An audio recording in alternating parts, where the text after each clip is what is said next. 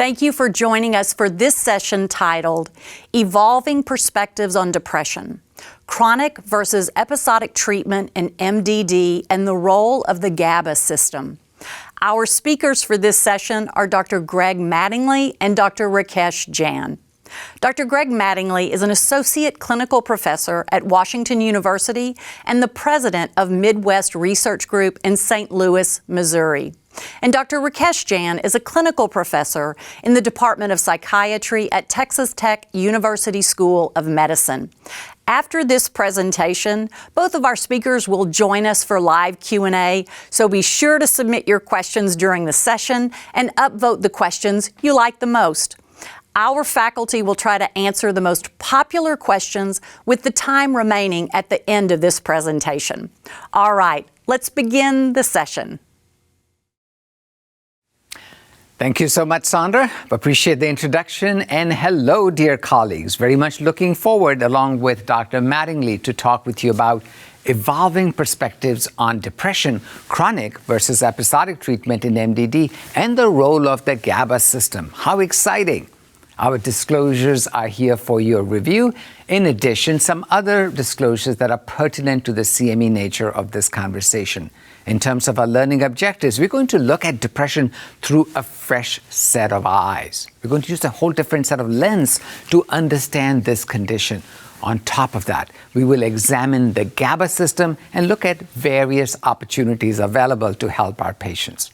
So why don't we examine the current and evolving landscape of major depression? As you well know, it is one of the most common mental disorders and on the rise. In fact, the lifetime prevalence, stunning, 16% 59.3% of people with 12-month MDD history reported not just depression, they reported severe or very severe role impairment. That's significantly more than half. Women really are afflicted with this condition. Certainly men are. Both genders are quite impacted, and the burden of this disease sadly has put this disorder very much on the top of this pyramid of human suffering and impairment. Now, it's also true, most people who have MDD, major depressive disorder, don't just have MDD, they also have comorbidities. In fact, would you take a look at these numbers?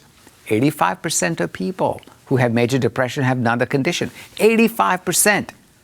The next question is, what kind of conditions do they have?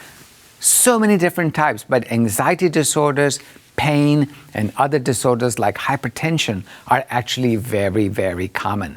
Why don't we focus for a second on the anxiety disorder component? About 50% of people have at least one, and some people have more. So it's probably better to think of major depressive disorder as a highly comorbid disorder, kind of a double trouble challenge for our patients. How do we treat this condition? As you all know from your own experience, we have a variety of tools. The primary treatment modalities are psychotherapy and pharmacotherapy. That's what the APA recommends, and we fully support that.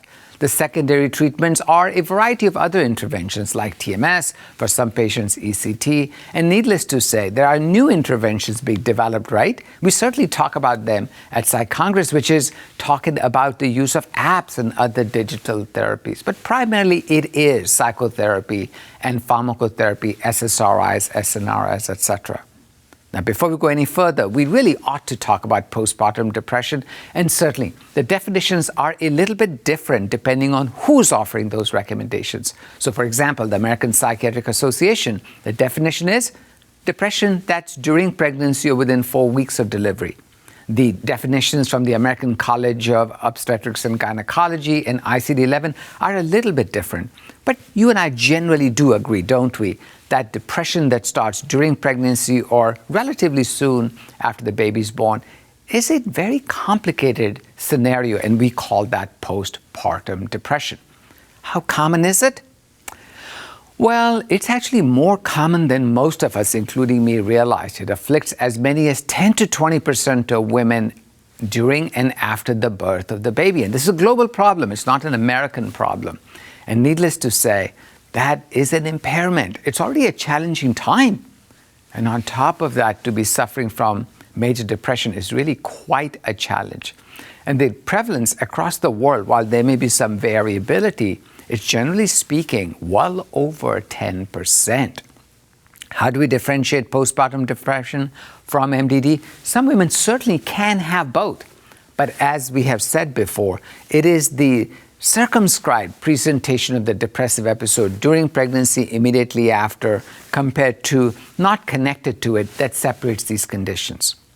At the same time, I do want to remind you, many women can actually have both. But there are situations where a woman has one or the other.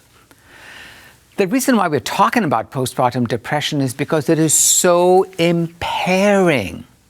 And you would say, of course, it's impairing to the lady who's suffering from it, but there's so much more to it. Obviously, the maternal-child bond is disrupted, and needless to say, this is a time of high state of stress for a family, whether the family has this as a first child or as the fifth child, and it can be quite problematic. In fact, child development studies show that a woman, a mother who has postpartum depression, sadly can, without intending to, leave significant psychological traumas on her children. Therefore, identifying and treating postpartum depression is a clear clinical need in our practices. Now let's transition a bit to talk about limitations of traditional antidepressants. Where are we going with that? Where's the paradigm going to be shifting, we think? Well, first of all, the definition of treatment has evolved. Thank God. Check this out. And you will perhaps understand why I said thank God. So early on, perhaps when I was in training, which is going back 32, 33 years, response was the driving force. Just get them better. How much better wasn't talked about. Just get them better. And then in the 90s, just as I was entering my fellowship training, there we started talking about remission, and we were stunned. It was obviously the right thing. How could we have missed it for 30 years? Remission, remission, get rid of the symptoms. But then we got even wiser. We said, sure, that's symptomatic remission. What about functionality? Why would we stop just at getting rid of symptoms and not think about the person in their life? Therefore, this evolving definition is something that we should all embrace. Response, great. Remission, even better. And of course, full functional recovery is indeed the gold standard. And I do have bad news for you. Nearly half of the patients who suffer from depression, who actually do consider themselves in remission from symptoms, actually are still suffering from the disorder. An MDD clinical presentation can be quite challenging. This is the classic curve that we have seen. And the challenge with this is not all patients, in fact, with first treatment with an SSRI, actually just barely a third of patients achieve remission status. And with the passage of time, we do accumulate more patients into the response remission category. But the burden goes up. And it takes months, sometimes years to get to it. In a few minutes, I will show you why this waiting game, in fact, is quite dangerous and damaging for our patients. So Stardy told us a lot about how well we are not doing, and watch this. It'll now tell us not only we're not doing very well in helping our patients with successive treatment courses when we stay monogamous to monoamines. Not only that, and that's bad enough, we actually have patients who start dropping out because of side effects, progressively in greater numbers as we try more and more medications. Do you see? This is a collision of two great challenges: our rates of response falling, our rates of side effects and patients dropping out of medication treatment increasing. Think about it. That is just a problem. We are in need of a paradigm-shifting thinking in the world of major depression. And as I said before, and I must say it again, I hope you'll allow me to do so, dear colleagues, is that the majority of patients actually remain symptomatic after certainly their first treatment course, but sadly even after that. It's not enough to improve symptoms. It's actually not even enough to induce remission. That seemed like the gold standard. We really have to drive towards symptomatic, full symptomatic recovery, and it's a very few patients who are currently achieving it. So we have some options. As you know, we have these antidepressants, SSRIs, SNRIs. There are these more other complex structured medications like mirtazapine, vortioxetine, vilazodone, levomilnastran. We do have some options. And then we've got actually really very useful second-generation antipsychotics. We have a number of them as augmentation agents. And then now we have intranasal esketamine, approved by the FDA. And that's really important because that leaves the monoamine world. We go into the glutamatergic world. It is hard for me to admit to this because after being 32 years in a specialty, you never want to say that the unmet needs that you saw 30 years ago in our patients are still today the unmet needs. These are, let's be honest, let's face our own demons, our own challenges. Number one, we don't have interventions with high remission, high response rates. But on top of that, we get to that status too late. So delayed onset of action is a problem. The lack of functional improvement is a real problem. As I've already alerted you, high relapse rates are a problem, low remission rates are a problem, and without a doubt, side effects are a significant burden for our patients. So for a second, let's look into the future, shall we? And at the moment, I'll just perhaps allude to the fact that early effective treatment is actually very important. But why? Beyond the obvious, right? Oh, if you bring about early response and early effective treatment response, things are going to be better for the person. But there's more to it. So let's check it out. Just getting to early effective treatment actually, in fact, long-term, decreases the chances that the patient will get into recovery status. So if we take a longer time to get to where we are needing to go, that itself decreases the chance we will get there. Number two, relapse rates go up. They go up even in patients who've been lucky enough to achieve remission, but they achieved it too late. So it's simply not enough to achieve remission, folks. It is becoming increasingly important to appreciate we have to do it quickly. Just think about seizure disorder, status epilepticus. The reason why we respond to it is not because, this is an inconvenience. It's because every passing moment a person is in status epilepticus directly correlates with their ultimate outcomes. What's interesting is major depression is also very similar. And of course, a patient has a high likelihood of having comorbidities that develop over time just because we did not get to correcting the depression fast enough. And this one is the most logical one. The longer a person has been depressed, their functionality declines and sometimes never does recover. So take a look at this, but don't forget the key take-home message. Early, effective treatment, both of them. Effective is important. Early is as important as effective. We'll now hear from our patient advocate, and let's see what she has to teach us. Hello, everyone. My name is Dr. Ahmed Beg, and I'm the Chief Medical Research Officer at Midwest Research Group in St. Louis, Missouri. I have Cheryl Meyer here with me today to tell us a bit about herself and her personal experience with major depressive disorder. Welcome, Cheryl, and thank you so much for joining us today. Well, thank you for having me. So, Cheryl, why don't we start with telling us a little bit about how long you've been dealing with depression? I would say about 30 years. 30 years, and so a pretty significant portion of your life. Yes. And how has dealing with depression affected various aspects of your life, like family, friends, work, and maybe even the way that you perceive yourself? Well, I think it's, how they perceive you is totally different than how you are, but I think that it puts a lot of problems in family matters and work relationships. Yeah. And what about some of the things that you experienced in terms of how depression changed the way that you viewed yourself at the time? Well, I was always more pessimistic, more negative, had negative thoughts. Yeah.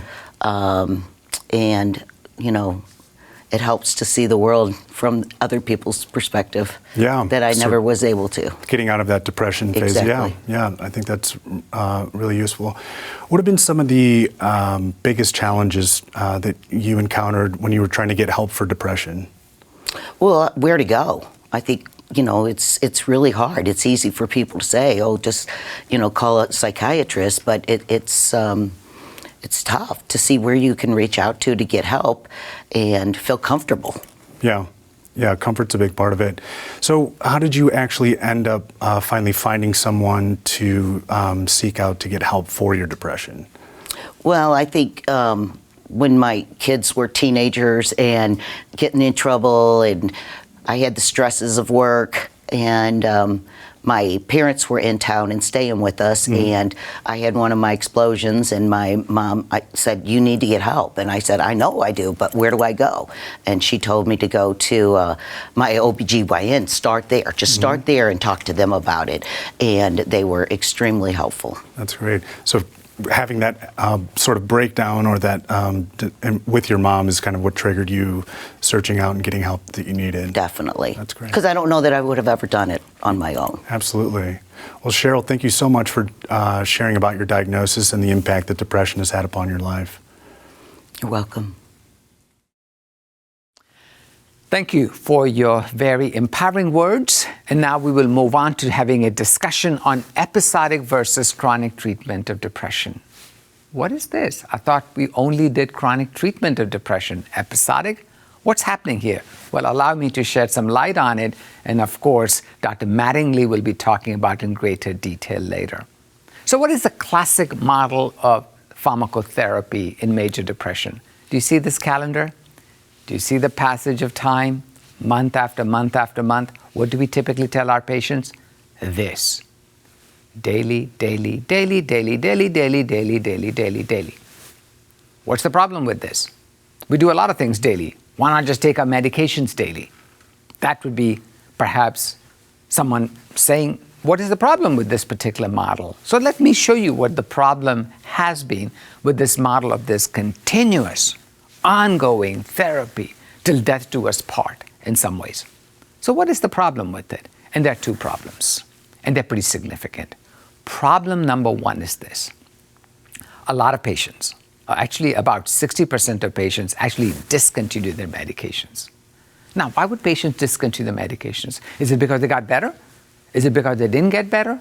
Is it because the side effects were too problematic? Was it because of pill burden, just having to take medications? Was it because of stigma? What is the answer? And the answer is all of the above. This model of chronic treatment, if that's the only thing you've got, then that's what you do. But it's not a model that's ideal. It's not an ideal whatsoever.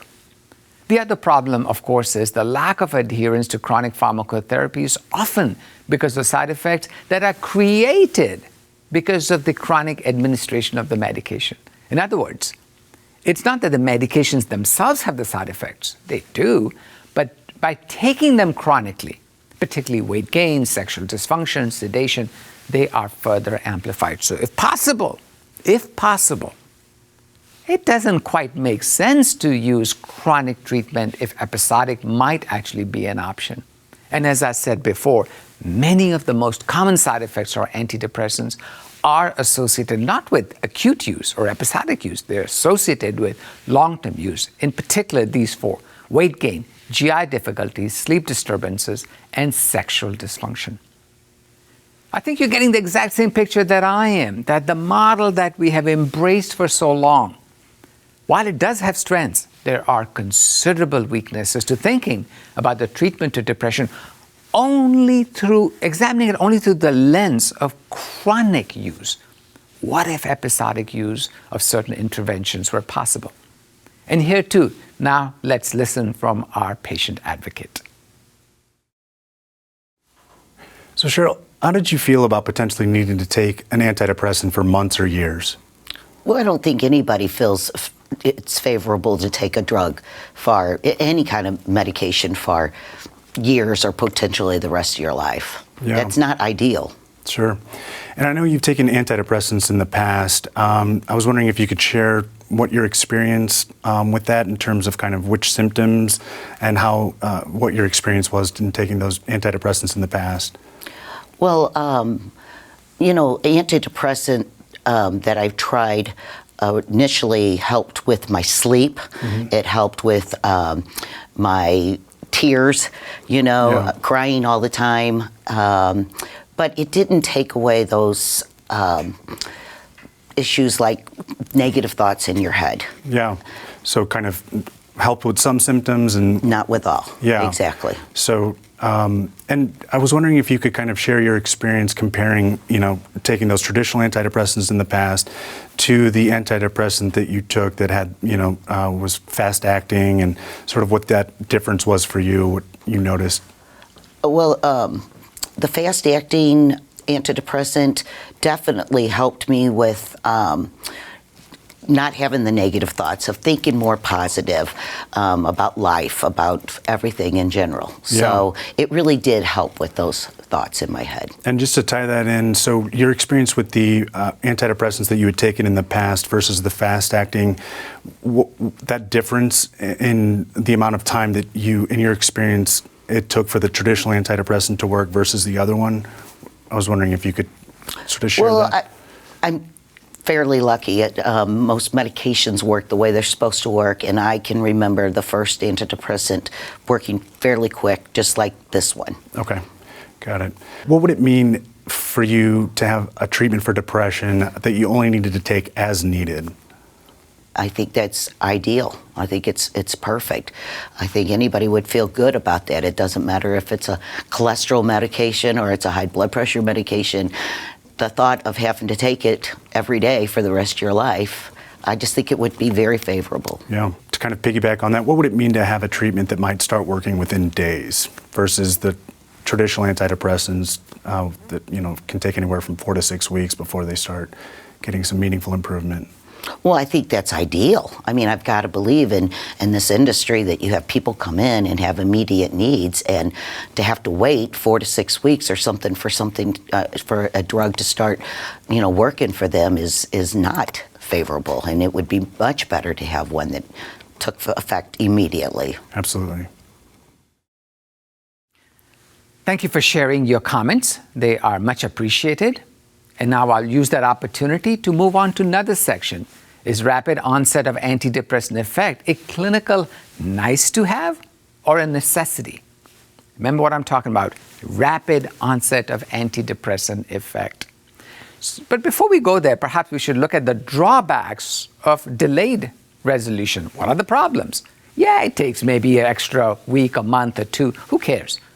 Well, in a minute or two, you and I will examine the data, and we are going to care very much so. So in patients with major depression, the more severe the prior episode, younger the age, there actually is a higher risk of experiencing recurrent episodes. So if possible, the way to knock out the risk of experiencing recurrent episodes might actually be to get them to remission status or a high quality response status as soon as possible. Time is wasted, and this wasted time for patients apparently is quite expensive. This will really underline the point. It'll underscore the point I'm trying to make, that the duration of a major depressive episode may affect both symptomatic and functional outcome of major depressive disorder. I previously used the example of status epilepticus. It's actually not a bad example at all. It's not enough to say, I will get rid of your epileptic seizure in the next hour or tomorrow. That's not enough. How fast you get to it directly impacts the ultimate recovery of the patient. I think you and I may need to use that analogy with our own practices to ensure that every patient with major depressive disorder, we ask ourselves, not just can I get them to remission, but the question, can I get them to that spot as soon as possible? Because if I don't, as you can see here, comorbidities accumulate, rate of response drops, rates of recurrences go up, functional outcome goes down. I'm painting a pretty dark picture for you. And the reason why I'm painting it, because it's scientifically exactly what happens. Let's go back to the point I was trying to make earlier with this slide. Delayed resolution of symptoms is very expensive for our patients.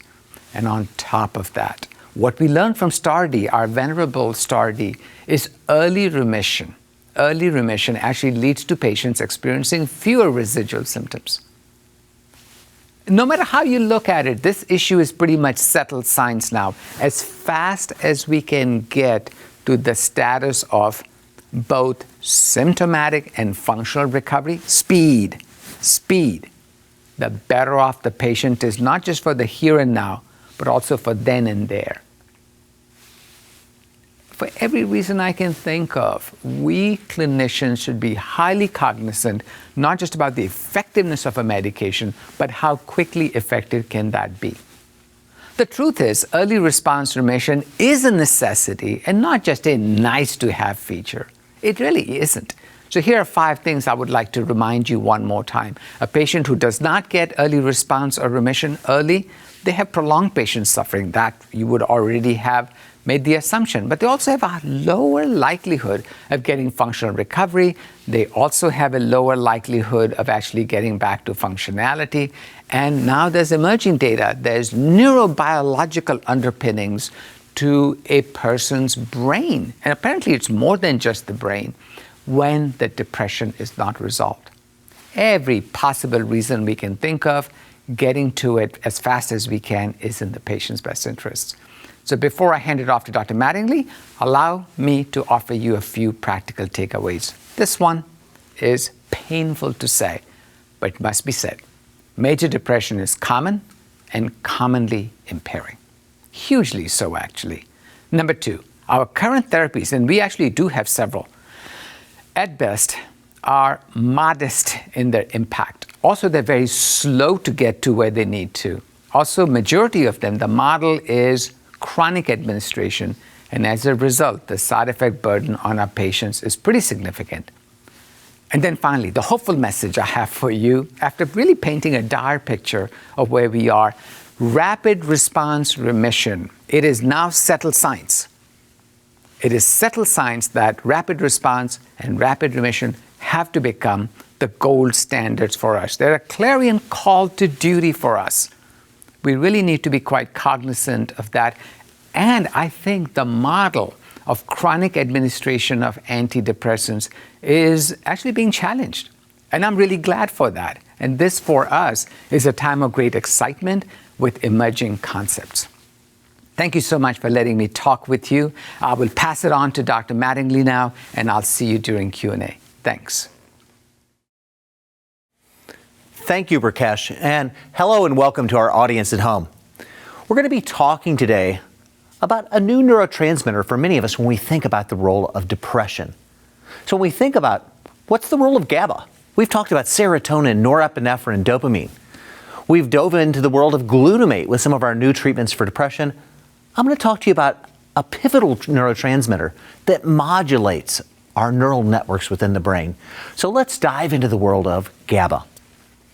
When we take a look at patients struggling with depression, we see in this study a very tight correlation between GABA levels and severity of depression.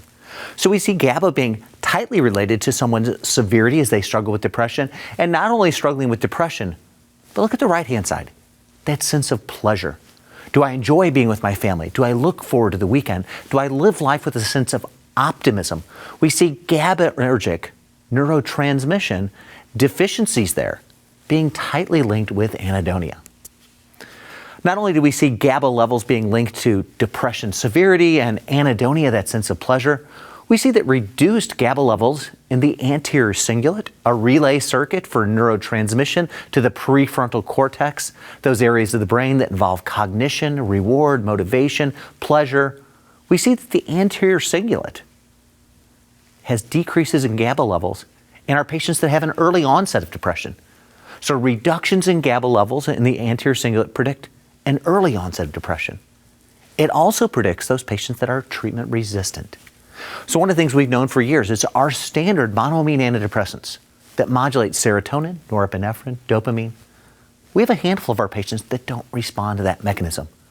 This is one of the neural underpinnings because we don't see decreased levels of serotonin in those patients, but we do see decreased GABAergic transmission modulating neural networks through, in this case, the anterior cingulate. This is an article I was asked to write a few years ago that talked about this new language of GABA and glutamate. And what we know is that glutamate is the main excitatory neurochemical in the brain. 95% of our nerve cells have glutamate nerve cells, and glutamate opens up an ion channel that lets calcium go inside the nerve cell. Calcium is a double charged positive ion. It makes nerve cells want to fire. But what's the counterbalance to glutamate? It's GABA. GABA is the main inhibitory neurochemical in the brain. If neural networks are run amok, it can slow them down, it can remodulate them, and if GABA levels get stuck one way or the other, the brain becomes stuck.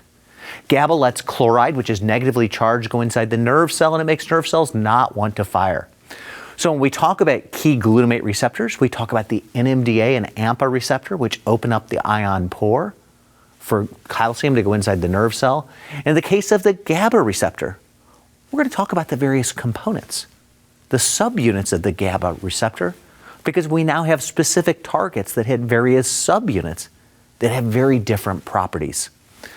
We know that each of these, the accelerator and the brake within the car, help to turn on and off neural networks to make your brain process information the way we should. And we know that these tend to turn on neural plasticity through modulating an enzyme called TrkB, which increases BDNF, brain-derived neurotrophic growth factor, and inside the nerve cell, there's an enzyme that's hot with research these days called mTOR.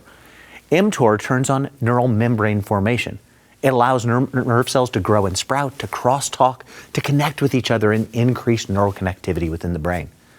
So GABA and glutamate, the gas pedal, the brake within the nervous system, and they're highly widely distributed. 95 to 98% of our nerve cell receptor pathways have GABA glutamate ions. Here gives it to you in a graphic description. We see upstream a glutamate nerve cell, cross-talking to another glutamate nerve cell postsynaptically. What do we see off to the right-hand side? We see the modulator. We see the brake. We see the throttle on the system, which is the GABA nerve cell. So for glutamate to crosstalk from one nerve cell to another, to turn on neural plasticity, to turn on nerve cell membrane growth, to increase neural growth factors, the GABA nerve cell is sitting there saying, hey, not enough, or hey, we need more. So it's the main modulator of this, what we call tripartite synapse. It's not one nerve cell talking to another. It's one nerve cell talking to another, being modulated by a GABA interneuron that's breaking and modulating the system. So one of our first key learning points is that this GABA glutamate junction, targeted treatments, of which many are in development right now, tend to have a rapid onset. So when we look at these GABA glutamate treatments, we're not waiting weeks to months. Quite often we see within 24 hours, we can already see changes to the nerve cells themselves. They're growing, they're sprouting, they're wanting to crosstalk with each other. And for our patients, that means that quite often, within a matter of days to a week, we see improvement in depressive symptoms. We also know that the symptoms we're improving aren't just monoamine symptoms. We're improving symptoms resulting from neural networks. Neural networks going through the prefrontal cortex, the anterior cingulate, the nucleus accumbens, neural networks that get involved with reward and motivation and drive. So we're improving neural connectivity and neuromodulation. So we know that any of these problems, slow onset, predicts poor adherence. Partial improvement with some of our standard antidepressants predicts poor adherence. So ways to improve outcomes for our patients. Let's speed the onset. Let's get people better in a matter of days to a week. Let's try to holistically modulate these neural networks so that the brain resumes normal neural firing. So the analogy, you're going to hear me use it over and over again. Glutamate and GABA are like the gas pedal and the brake within your car. Both have to work in concert, and if either one gets stuck, you're not going to get where you need to go. So a lot of our treatment models are talking about, let's pump on the brake to reset this system. Let's pump on the gas to reset this system, and let's make sure they're both working in correlation with each other. So let's talk about some of the treatment options that get us down to the GABAergic system. Up top is something we've all talked about, thought about. It's cholesterol. Cholesterol is a common chemical, not just in our blood vessels, but it's in our neural membranes, it's in our brain, and it's a building block for the steroids within our body. And our steroids can be male steroids, female steroids, but they're also neuromodulatory steroids. This group of neurosteroids have now been highly researched, saying not just what are the hormonal effects for men and women, but what are the neurologic effects, the neuroprotective effects, the neuromodulatory effects. So if we look at this cholesterol building block modified by different enzymes, down below we see an enzyme 5-alpha reductase, which is the rate-limiting step for the production of a chemical we're going to talk about that's called allopregnanolone. If this enzyme is slowed down, what happens is we don't make enough allopregnanolone. Women at the end of pregnancy, we see that allopregnanolone start to drop, and the theory is that could potentially be one of the triggers for postpartum or peripartum induced depression. So the compound that we're going to focus on today is allopregnanolone. It's a natural neurosteroid. We all make it normally, and we know that female hormones modulate the levels of allopregnanolone, and it decreases throughout the end of pregnancy. This study said, okay, how about not just peripartum or postpartum depression? How about patients that have just routine recurrent depression?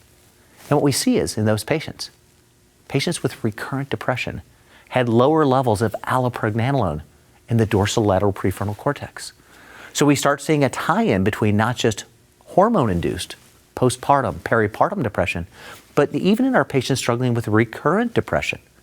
This compound, this natural neurosteroid we see, is decreased in our patients with recurrent depression. What do we know when we take a look at depression severity? When we look at the levels of allopregnanolone and the CSF levels, we see higher levels of depression, higher levels of anxiety with reductions in allopregnanolone. So as allopregnanolone levels go down, we see the curves where depression is increasing. What do we know about perinatal depression? Dr. Jan talked a little bit earlier about postpartum, peripartum depression. And what we know is your psychiatric history predicts your risk of having a peripartum or postpartum depression.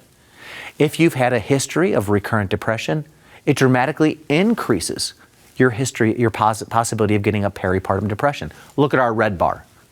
If you've had depressive symptoms during pregnancy, our green bar, the chance that you're going to have perinatal depression after you deliver your baby. And then finally, if you've had a prior postpartum depression, 50% chance, 1 out of 2, that you're going to have a perinatal depression with your next pregnancy.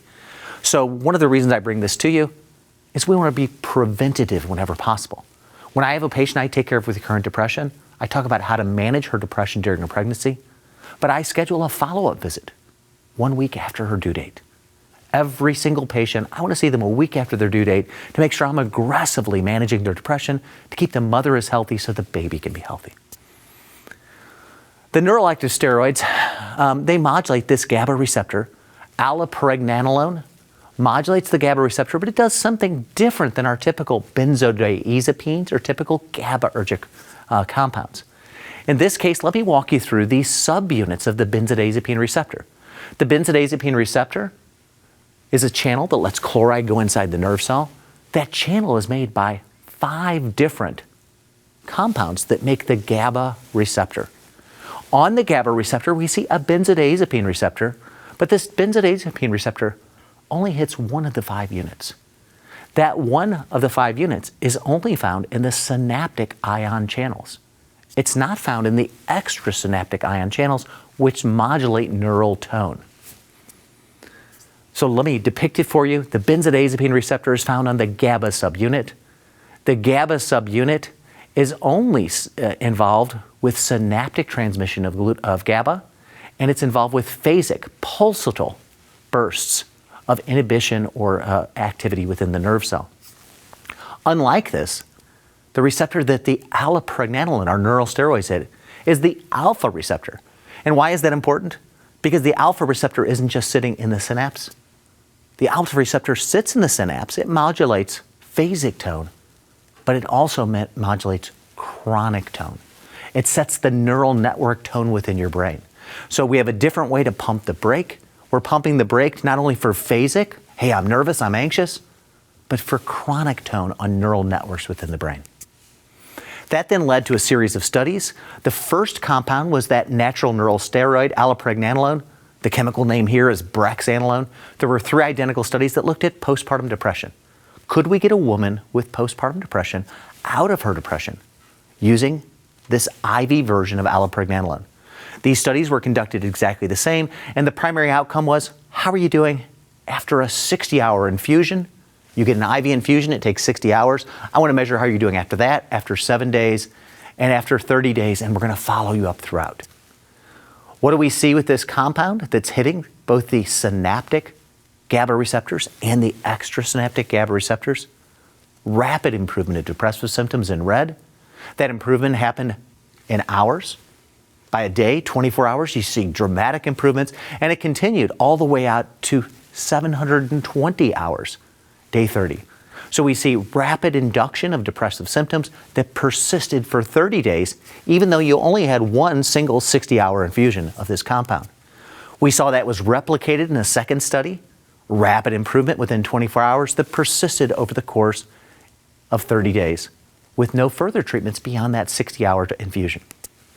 What were the side effects?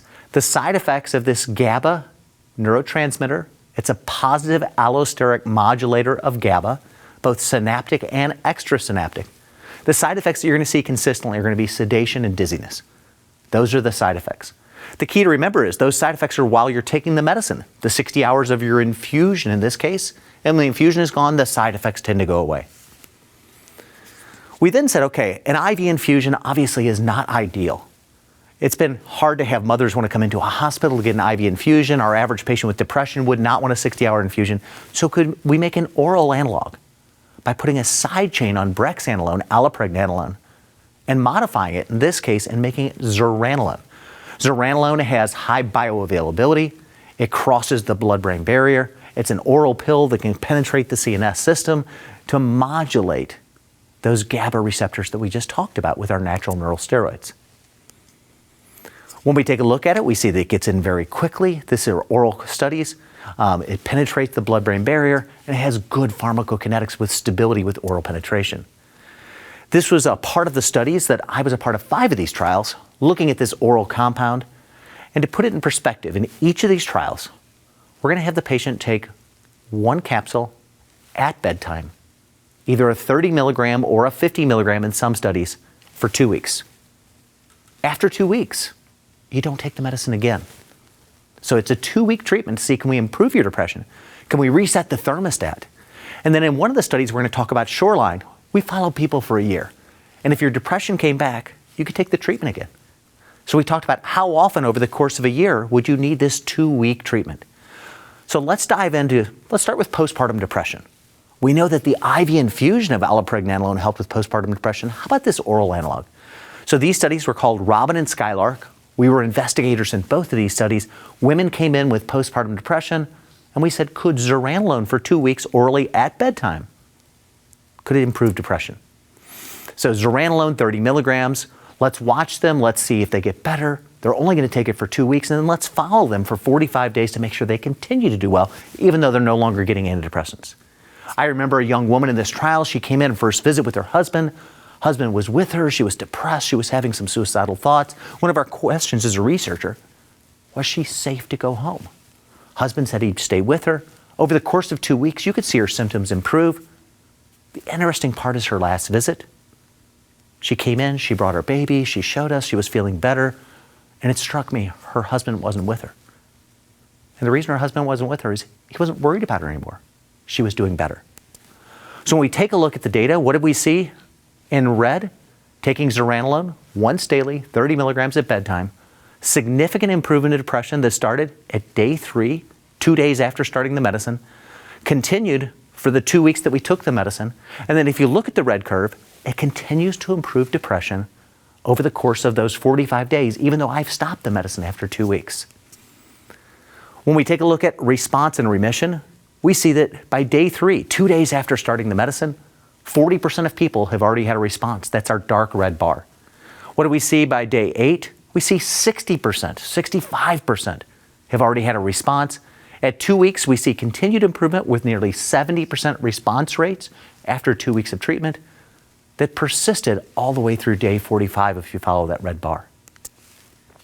Side effects with this compound orally were very similar to what we see with the IV version. Dizziness, sleepiness, sedation. By far the most common side effects. And we see that dropouts due to adverse events due to medications were 1.3% of people taking this compound over the 2-week period. How about for major depression? This was the phase 2 study. I was not a part of this study. In this study, we said, let's take a look at zuranolone for people with recurrent depression. And similarly, in red, we saw rapid onset. Most people started separating after several days. By the end of a week, you can already see significant separations. And at the end of 2 weeks, significant separation, which was the primary endpoint, we stopped the medication there. And we see that people on active drug, most of them continue to do well, with the vast majority continue to have improvement in depression. This was a meta-analysis that was published in the Journal of Affective Disorders, where they took the data from this phase 2 study and they said, how does 2 weeks of zuranolone compare to 6 to 8 weeks of any other antidepressant out there, in a landmark study published in The Lancet that looked at all of the SSRIs and all of the SNRIs. And what we see is zuranolone at 2 weeks had a 77% response rate, had a 64% remission rate, and the dropout rates due to adverse events was 8.9%. If we compare that to our SSRIs, response rate was significantly lower after 6 to 8 weeks. Remission rates were significantly lower after 6 to 8 weeks, and we saw similar findings with the SNRIs, and each of those had a higher dropout rate to adverse events.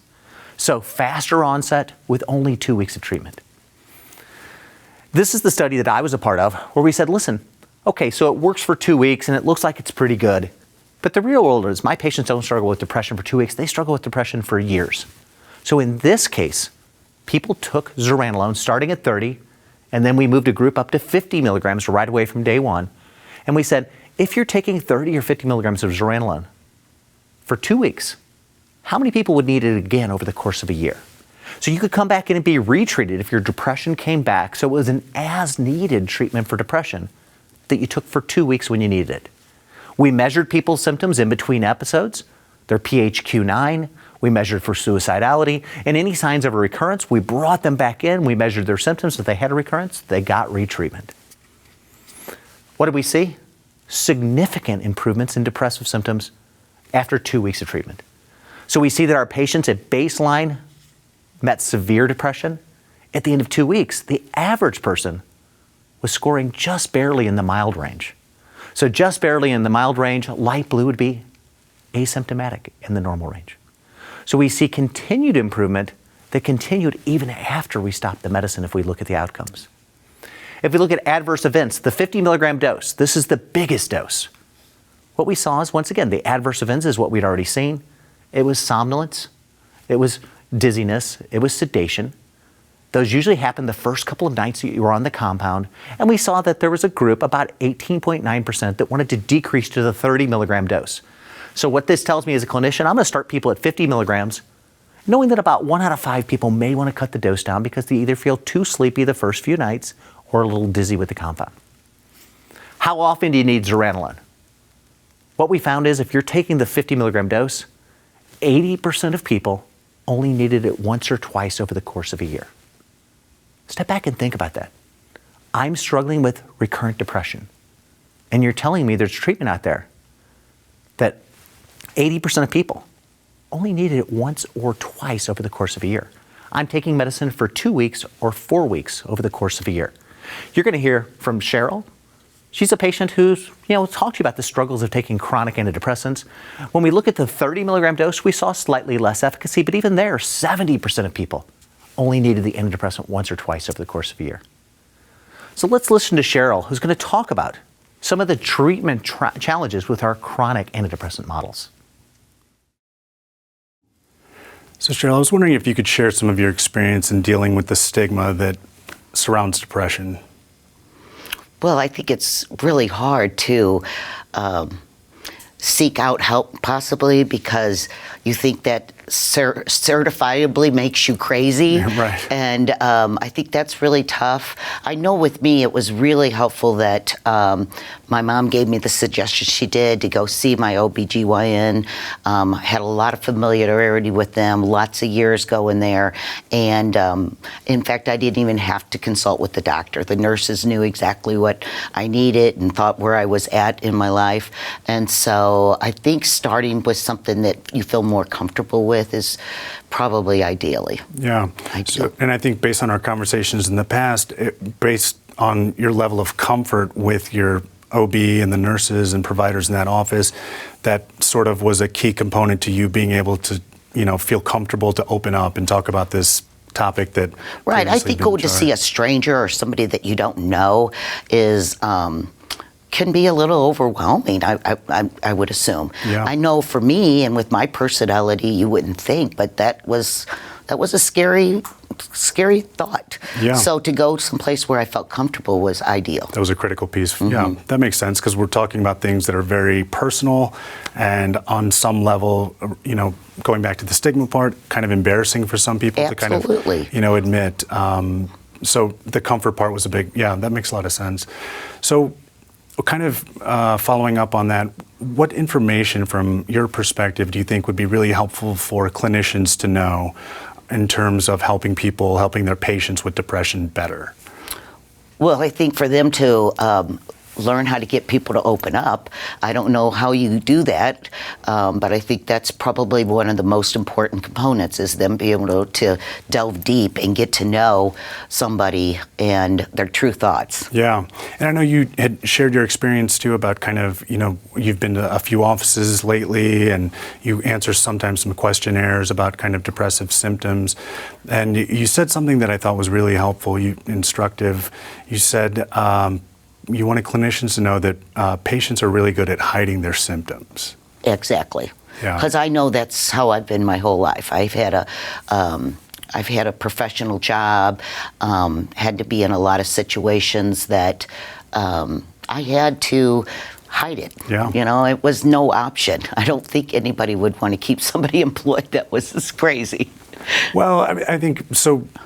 I think what we were talking about that I think kind of to elaborate on that point is, the questionnaires and sort of asking on the surface is one thing, but I think kind of making sure you have a good rapport with your patients so that they feel comfortable enough to talk about their experiences is sort of really important. Yeah, because I don't know that those questionnaires are always answered properly. Right. I don't know that people take the time sitting in the doctor's office time after time answering the same questions. You're there for one thing, maybe to get a prescription renewed. Right. And you don't want to delve into maybe another issue. Yeah. Or you're just trying to get through the questionnaire as fast as you can to get Right. quickly into the doctor and get out. Yeah, and so based on that, there's potentially a lot of patients that are silently struggling. Absolutely. That unless we kind of make that extra effort to make them feel comfortable and open up, we aren't able to kind of become aware of and provide treatment and relief for. Cheryl, thanks so much for being open about your personal experience. It's these conversations between clinicians and patients that improve diagnosis and treatment of depression. Well, I'm glad to help. I hope it is a good help. Our key learning points from today. We could have a discussion for hours about this exciting new field, but our key learning point to begin with is that GABA tone modulates neural firing and neural networks. It changes neural connectivity. It makes neural networks fire in concert with each other. We know that GABA modulates the chloride ion. It allows it to go inside the nerve cell, and it's the main inhibitory chemical within the nervous system, whereas glutamate allows calcium to go inside the nerve cell. It's the main excitatory chemical in the brain. Both have to work in concert, and my analogy is it's the gas pedal and the brake. One's no more important than the other, but if either one gets stuck, your journey won't take you where you want to be. Our next key learning point focuses on the neurosteroids themselves. So the neural active steroids come from derivatives of natural chemicals we all make within our brain, within our body. These natural neural active steroids modulate the GABA receptor both extrasynaptically and within the synapse. What we find the difference there is we're able to modulate phasic tone within networks, but overall set the overall tone within a network as well. So it has the potential to recalibrate that GABA glutamate tone within the brain and reset tone within our neural networks. Allopregnanolone, which is the natural version that we all make, does not have good GI penetration, so it's available through IV administration. It's FDA approved for women with postpartum depression. It requires a 60-hour infusion, but after that 60-hour infusion, we saw significant remission of symptoms, dramatic reduction in overall levels of depression that persisted out to 30 days after the infusion was over. So resetting the thermostat for why these women with postpartum depression had developed depression. Zuranolone is a modified version of allopregnanolone that allows bioavailability through oral administration. We take it once at night. In the studies, we took it for 2 weeks. And after 2 weeks, we saw significant improvements in depression, with the average person, 80% of people, needing it once or twice over the course of a year. We know there are other neuroactive steroids in development, and these are being looked at for a variety of mental health conditions. Finally, let me just say to everyone out there in the audience, this is an exciting time to be in mental health, to be in neuroscience. A lot of new things in development. There are going to be new tools for our patients. So thank you for joining us on this journey, and I look forward to your questions.